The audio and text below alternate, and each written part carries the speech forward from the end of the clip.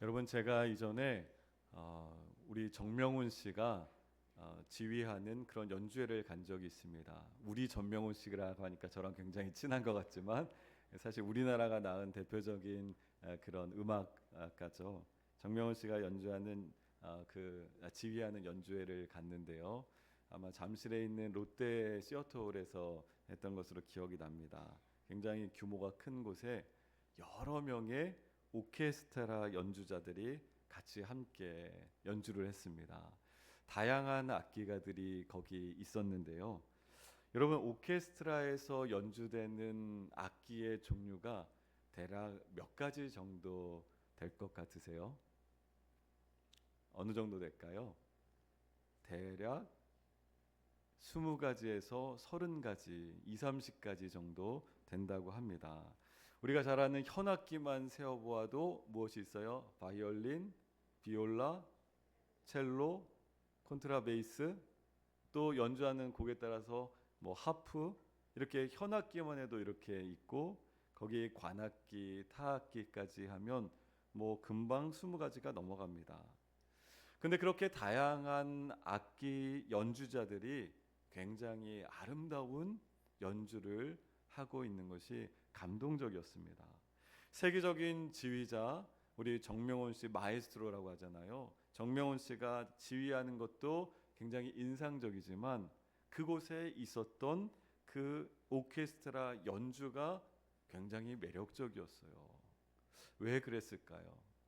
저한테 무엇이 그토록 저 오케스트라 연주자들이 굉장히 매력적이었을까요? 분명히 서로 다른 연주자들인데 같은 곡을 아름답게 연주하는 하나의 오케스트라였기 때문에 감동적이었던 겁니다. 여러분, 오늘 우리가 읽은 성경을 보게 되면요, 또 다른 오케스트라가 등장하고 있습니다. 서로 너무나 다르지만 같은 연주를 하고 있어요. 바로 안디옥 교회라는 곳에 출신과 성분과 고향이 다 다른 사역자들, 연주자들이 모였습니다. 너무 다른 사람들인데 함께 화음을 내고 있습니다. 어떻게 이것이 가능할까요? 사실 우리는 살면서 나와 다른 사람들 때문에 많이 힘들어합니다. 나와 다르기 때문에 힘든 것이에요. 사람마다 생각하는 방식, 말하는 방식, 일하는 방식이 다 다른 거예요. 다 다릅니다. 집 안에서 식구끼리도 서로 다르죠. 좋아하는 음식이 다르고요. 심지어 같은 음식이라 할지라도 먹는 방식이 달라요. 저희 집 예를 들면요. 저희 아내가 하루는 카레를 이렇게 하잖아요.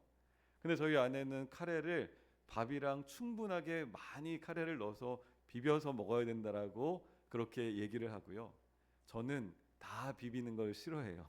그냥 조금 이렇게 얹어서 살짝 자작자작 이렇게 먹는 걸 좋아합니다. 여러분, 똑같은 음식이라 할지라도 가족들도 먹는 방식이 다 달라요. 흔히 많이 예로 들리지만 치약 짜는 방식, 식구들 다 똑같아요, 달라요? 다 다릅니다. 예, 지금 말씀하시는 분들은 격하게 공감하시는 분들이에요. 치약 짜는 방식도 다 달라요. 그래서 결혼한 신혼부부들이요, 처음에 제일 먼저 배우는 인내가 뭔지 아세요? 치약입니다. 치약. 한쪽 끝부터 밑에서부터 예쁘게 이렇게 밀어가지고 치약을 짜는 사람이 있는가 하면요, 어떤 사람은 중간을 꾹 짜는 사람이 있어요. 집집마다 꼭 있죠. 그래서 그 사람들이 치약 짜는 방식마저도 다른 거예요. 여러분, 사람들이 너무 다르죠. 가정에서도 다르고 직장에서도 다르고 또 교회는 어떻습니까? 우리 구결교회도 모든 성도들이 다 달라요. 다릅니다. 그런데 이렇게 다른 사람들이 모이게 되면 어떻게 될까요?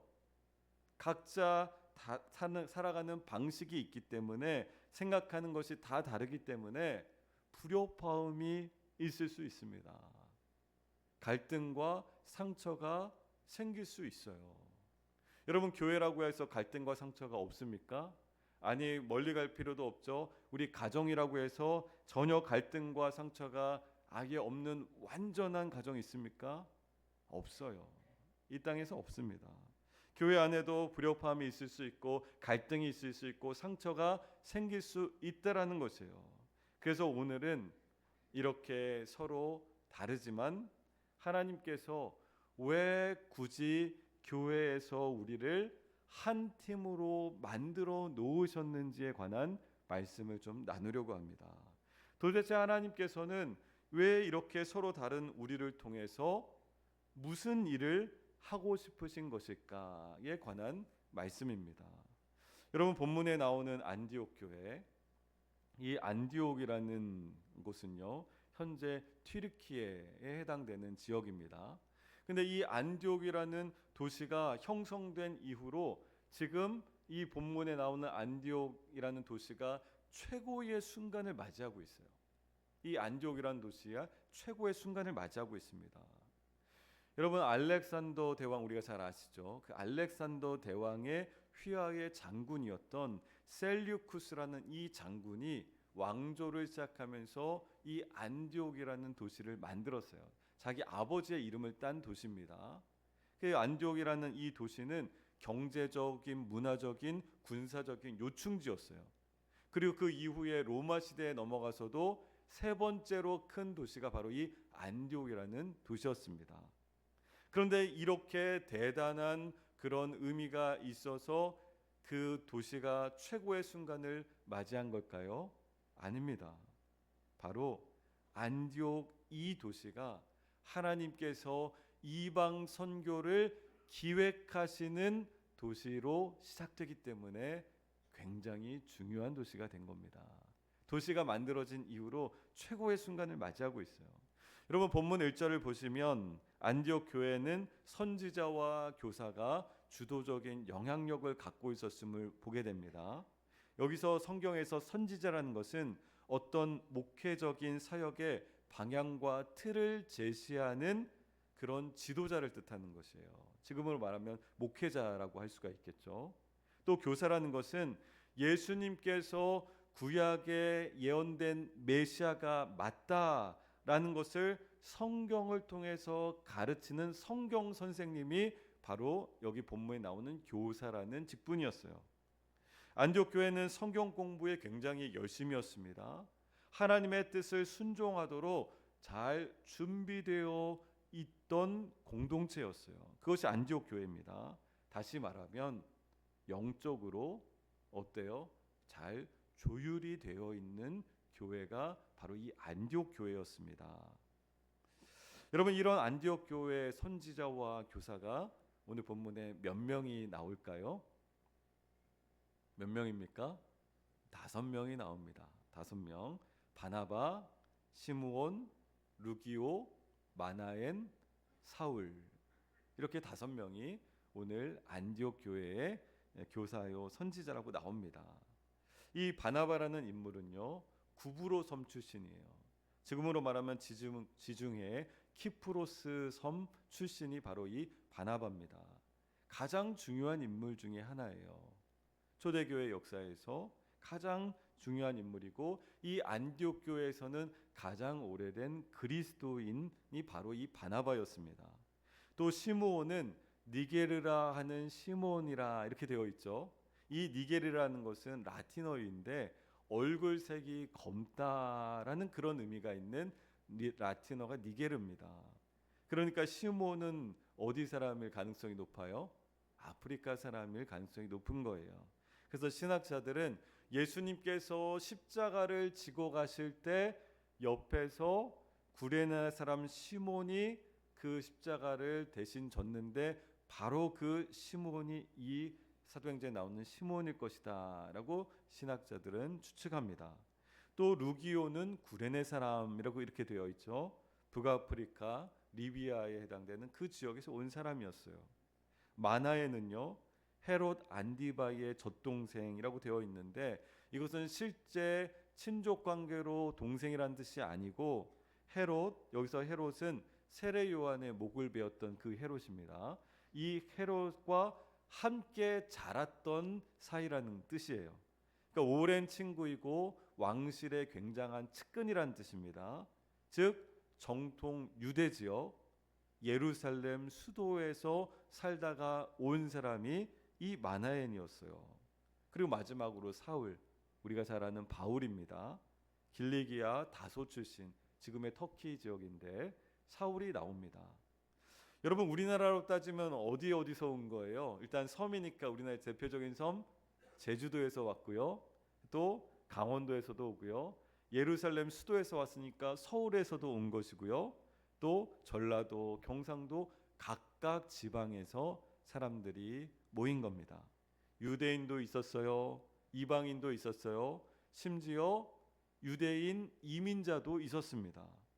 출신 성분도 자유민도 있고 중산층도 있고 해방된 노예도 있고 고위층도 있고 다양한 거예요. 안디옥 교회에 지금 그런 구성원 지도자들이 있습니다. 그렇다면 하나님께서는 왜 이렇게 다양한 구성원들로 교회 사역자들을, 지도자들을 세워 놓으셨을까요? 오히려 같은 지역, 같은 출신, 같은 계층이 지도자로 섬기기에 훨씬 수월할 수도 있는데 하나님께서는 왜 이렇게 하셨을까요? 문화, 인종, 학력, 계층의 차이가 한 팀이 되어서 지금 교회를 섬기고 있습니다. 다르지만 같이 한 팀이 되어 교회가 되었습니다. 달라도 이렇게 다른 사람들이 함께 사역할 수 있었던 비결이 뭘까요? 비결. 여러분, 저희 첫째가 이제 중학생 딸아이가 있는데요. 이 아이가 신촌에 있는 연예인 카페에 친구랑 다녀왔답니다. 연예인 카페 들어보셨어요? 그래서 제가 딸한테 그렇게 물었어요. 너 그럼 거기 가서 좋아하는 그 연예인 만났어? 봤어? 이렇게 물었죠. 그런데 얘가 대답하는 것이 아니 아빠, 원래 거기 연예인은 안 오는 거야. 이렇게 얘기를 하더라고요. 그래서 제가 아니 그러면은 네가 좋아하는 그 연예인 만나지도 못할 거 거기는 왜 가니? 라고 했더니 그 아이돌 스타 연예인을 좋아하는 팬들이 함께 모여서 거기서 음료도 마시고 또 아이들이 굿즈라고 하죠. 기념품도 사고 이렇게 시간을 보내다 온다라는 거예요. 여러분, 이쯤 되면 어떻습니까? 거의 신앙 수준이죠. 보이지도 않는 연예인이 마치 있는 것처럼 그 연예인의 이야기를 꽃피우고 여러 가지 사가지고 오는 거, 거의 제가 볼 때는 신앙 수준이에요. 전국 각지에서 온답니다. 각지에서 그 특정 연예인을 좋아하는 사람들이 온다는 거예요. 안디옥 교회가 오늘로 따지면 바로 그런 팬클럽과 같은 곳이었어요. 다양한 지도자들이 있었다는 것은요, 교회 성도들이 아주 엄청나게 다양한 사람들이 여기저기서 왔다라는 겁니다. 다양한 지역에서 왔어요. 다양한 생활 방식을 가지고 살아가는 사람들이었습니다. 그래서 본문은 이들이 팬클럽처럼 그렇게 함께 모일 수 있었던 이유에 관해서 중요하게 말씀하고 있어요. 2절 말씀을 보면 주를 섬겨라고 말씀합니다. 주를 섬기다. 헬라어로는 키리오스 레이투르게오라는 단어를 씁니다. 여러분, 여기서 이 키리오스라는 단어는요, 내가 나를 다스리는 주인이라는 그런 뜻이에요. 나를 다스리는 주인이 바로 이 퀴리오스입니다. 우리 헬라어 한번 해볼까요? 퀴리오스. 지금 그리스어를 하신 거예요. 퀴리오스. 나를 다스리는 주인이라는 뜻이에요. 그리고 레이투르게오라는 것은 종으로 일한다라는 그런 뜻입니다. 종으로 일하다. 이것도 한번 따라해 보실까요? 레이투르게오. 발음이 조금 어렵죠. 네, 종으로 일한다라는 그런 뜻이에요. 근데 사실 이 레이투르게오라는 이 헬라어 단어는 그 성전에서 제사장과 레위인들이 하나님께서 맡겨주신 그 성막 안에서의 일을 감당하는 것을 가리킬 때 레이투르게오라는 이 단어를 사용했습니다. 여러분, 그러니까 2절에서 주를 섬긴다라는 것은 어떤 의미입니까?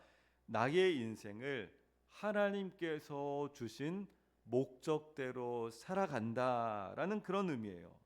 여러 모양의 사람들이 동일한 목적을 가지고 모였죠. 지금 하나님을 사랑해서 하나님께서 기뻐하시는 인생을 살아가기 위해서 지금 함께 모여 있다라는 것이에요.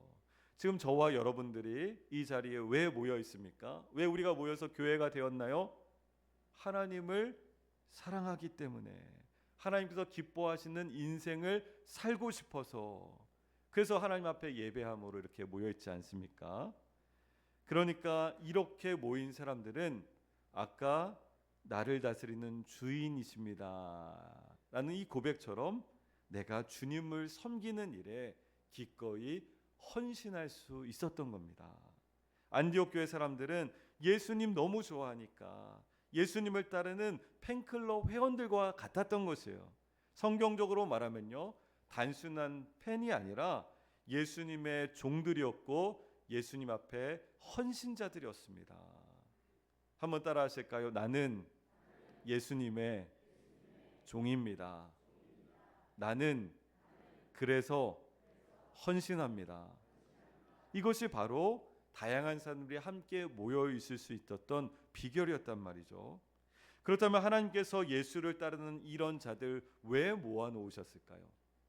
이렇게 다양한 사람들, 예수님을 좋아해서 모이긴 했지만 이렇게 모아 놓으신 이유가 있습니다. 그것도 성령을 통해서 무슨 일을 하고 싶으셨던 걸까요? 우리 하나님께서 2절 말씀에 성령이 이르시되 내가 불러 시키는 일을 위하여라고 되어 있습니다. 누가 이르셨어요? 성령이 이르시되 내가 불러 어떤 일이요? 시키는 일을 위하여라는 표현이 나옵니다. 하나님께서 성령을 통해서 시키시는 일에 관해서 우리는 이미 너무 잘 알고 있단 말이죠. 하나님의 일은 우리가 잘 아는 아브라함을 부르시는 것처럼 우리를 부르십니다. 아브라함에게 가라라고 명령하셨죠. 너는 모든 본토 친척 아비 집을 떠나서 내가 명령한 곳으로 가라라고 말씀하셨어요. 여러분, 그런데 한번 생각해 보세요. 가라고 명령하신 것은 분명한데, 그런데 가서 해야 할 일, 가야 할 땅, 아브라함에게 명확하게 알려주셨습니까? 창세기를 나중에 정확하게 한번 다시 보십시오. 아브라함에게 가라라고 말씀하셨지만, 시키셨지만 가야 할 그 곳이 어디인지, 가서 무슨 일을 해야 하는지는 정확하게 알려주시지 않으셨어요. 여러분, 하나님께서는 우리에게 어떤 성공, 어떤 성과, 어떤 발전보다 더 중요하게 우리에게 말씀하시는 것이 있다면 순종이라는 것이에요. 하나님께서 가라고 했을 때 순종하는 것, 그것이 중요했다는 겁니다. 우리가 예수님을 따르도록 우리를 불러 모아놓으셨다면, 우리에게 부르시고 가라라고 말씀하셨다면, 그것도 서로 다른 지체들에게 우리에게 함께 모아놓으시고 말씀하셨다면, 우리에게 원하시는 것이 있다면 시키시는 일에 순종하라는 것이에요. 그것이 오늘 말씀입니다. 안디옥 교회는 그렇게 되어졌던 갔던 거예요. 다시 말하면 우리가 예수님께 이끌려 살라라고 우리를 불러 모아놓으신 줄로 믿습니다.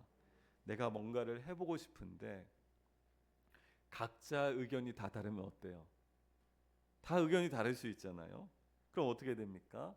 엉망이 되죠. 끝까지 다르면 엉망이 됩니다. 그러나 하나님께서 허락하신 공동체에 자기 자신을 포기하는 사람이 있으면 어떻습니까? 자기 자신을 내려놓을 수 있는 사람이 있으면 어떻게 됩니까? 그러면 그 교회, 그 가정은 되게 되어 있어요. 하나님께서 주시는 그 뜻대로 되게 되어 있단 말이죠. 내가 의견을 거두기 시작합니다.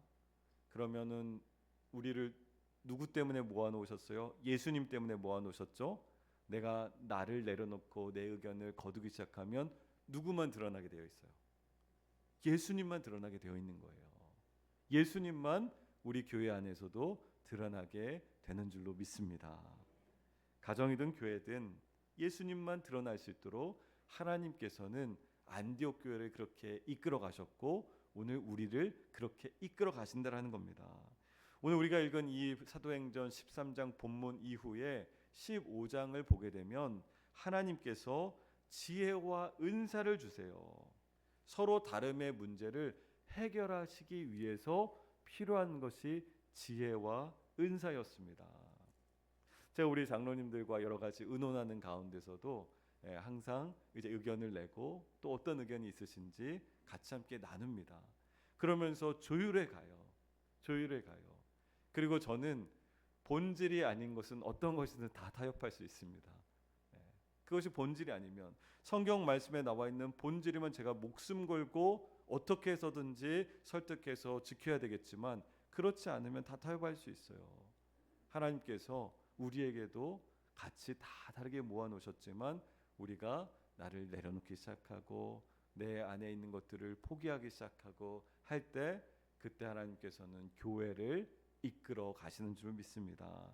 여러분, 우리 주변에 개성이 강한 사람들이 있어요, 없어요? 개성.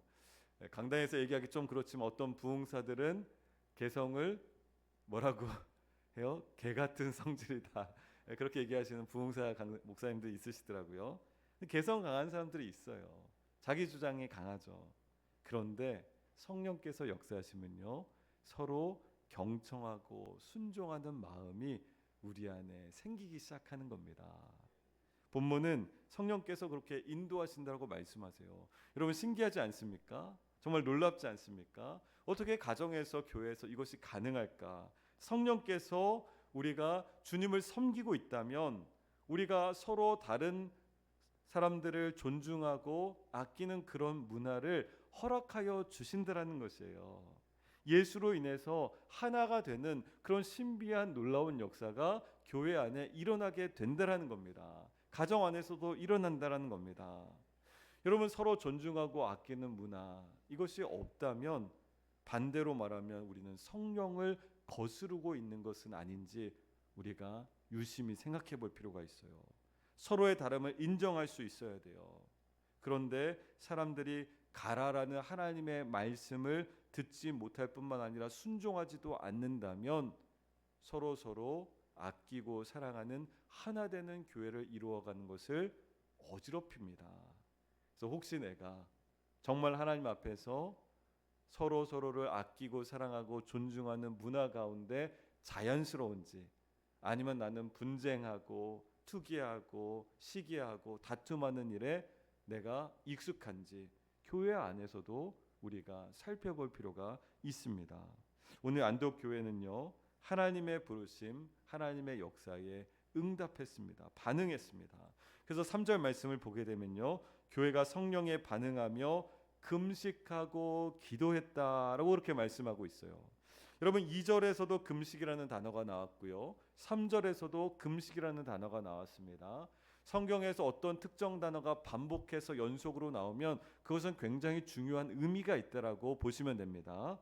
그렇다면 안디옥 교인들이 한 금식은 무엇이었을까요? 주를 섬기는 자들이 금식했습니다. 또 성령에 순종하는 자들이 금식하고 기도했다라고 되어 있어요. 주를 섬긴다는 것은 하나님을 예배하는 것이었어요. 예배하는 자들은 자신의 뜻보다 하나님의 뜻이 더 중요한 자들이 바로 예배하는 자들이었습니다. 여러분, 금식이 뭡니까?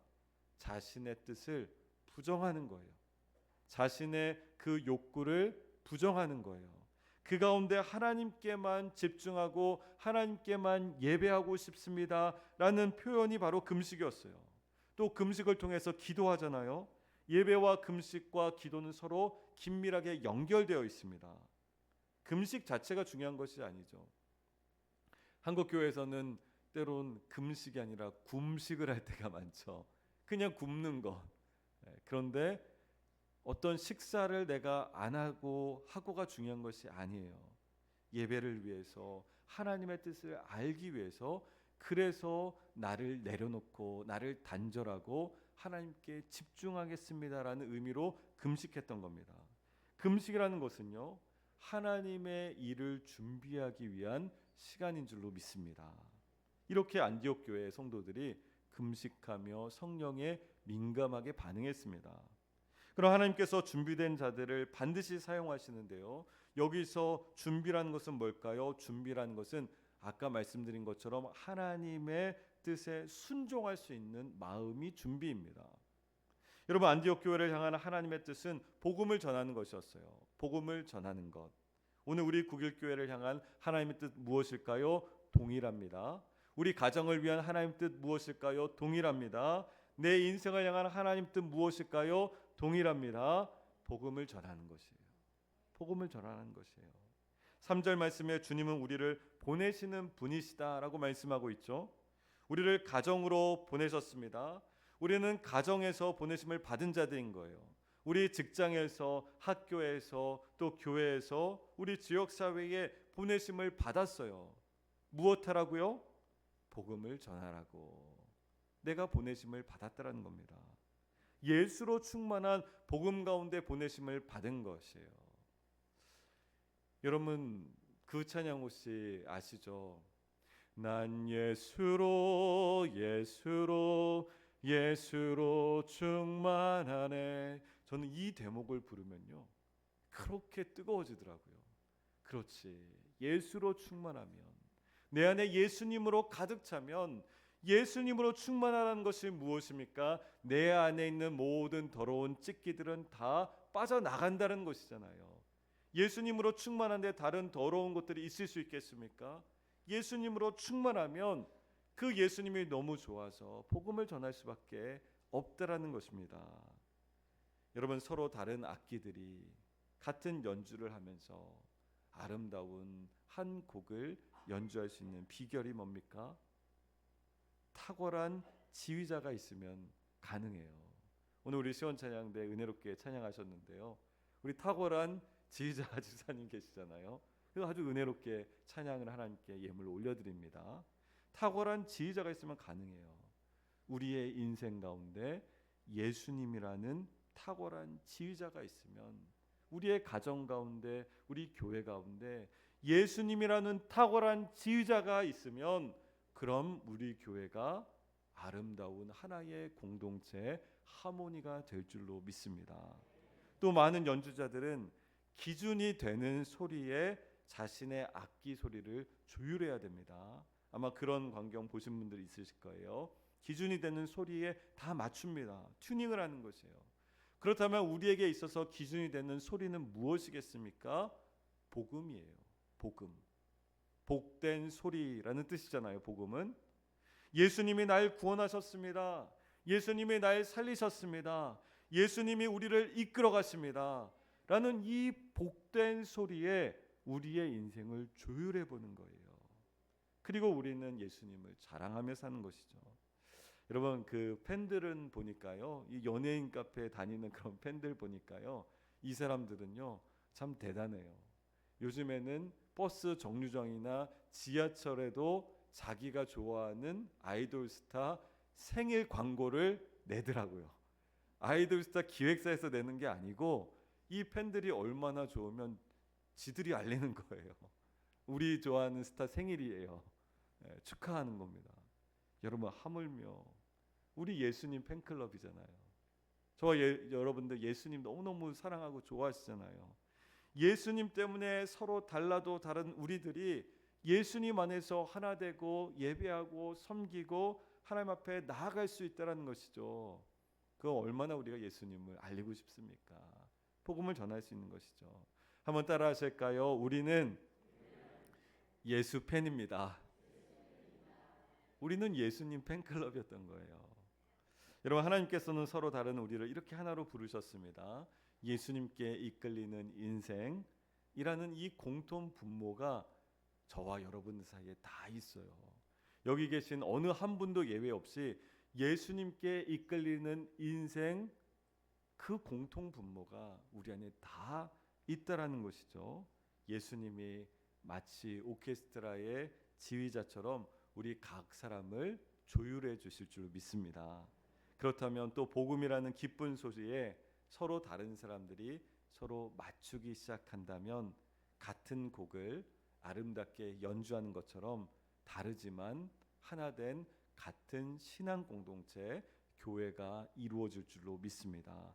우리 국일교회가 그렇게 세워져 가는 겁니다. 우리의 가정도 교회도 또 예수님에 의해서 아름다운 복음을 경험하게 될 줄로 믿습니다. 그리고 그 소리가 계속 주변으로 퍼져나가는 거예요. 퍼져 나갑니다. 하나님께서는 우리의 인생을 그렇게 사용하십니다. 예수님이 우리의 지휘자이신 거예요. 복음이 우리를 조율해 가는 겁니다. 사랑하는 우리 성도 여러분, 오늘 우리는 예수님께서 우리 인생을, 우리 가정을, 우리 교회를 반드시 사용하신다는 것을 안디옥 교회의 성도들의 모습을 통해서 알게 됩니다. 그리고 주님께서 우리에게 도전하시는 것이에요. 네가 예수에 이끌려 살고 있니? 네가 정말 예수에 이끌려 살고 있니? 너희의 서로 다름은 문제가 되는 것이 아니란다. 다름을 같음으로 내가 쓰고자 한단다 라고 주님께서 우리에게 도전하십니다. 예수님이 우리의 지휘자라면 우리는 어떻게 해야 됩니까? 내 인생이라는 악기를 그분의 지휘에 박자에 맞춰야 되는 것이에요. 나만 혼자 동떨어져서 예수님 없이 살아가는 것이 아닙니다. 내가 멋대로 연주하는 그런 인생이면 우리 모든 성도들 모였을 때 다 불협화음을 낼 수밖에 없어요. 하지만 주님께서는 우리에게 말씀하십니다. 네가 나에게 맞추렴. 내가 아름다운 곡을 연주하게 해줄게. 아름다운 곡이라는 것은 우리의 인생, 또 우리의 가정, 또 우리의 교회, 이것을 주님께서 아름답게 이끌어 가실 때 서로 너무나 다르지만 하나된 교회, 같은 교회, 서로 아끼고 사랑하고 예수님이 계시기 때문에 서로를 존중하는 그런 기독교 문화가 가득한 저와 여러분들, 우리 교회가 될 수 있기를 예수님 이름으로 간절히 축원합니다.